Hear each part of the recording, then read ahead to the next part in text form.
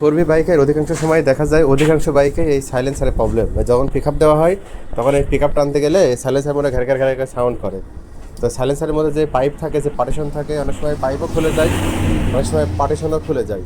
তো অধিকাংশ সময়ই হয় কি, যে ভিতরে যে পাইপ থাকে, ডবল পাইপ থাকে, ওই পাইপগুলোই হচ্ছে ভিতর থেকে জয়েন্ট থেকে লড়ে যায়, যার কারণে ঘের ঘের ঘের সাউন্ড করে। ফোরবির অধিকাংশ ফোরবিতেই এই সমস্যা দেখা যায়।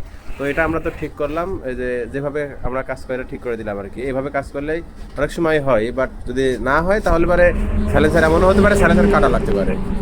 তো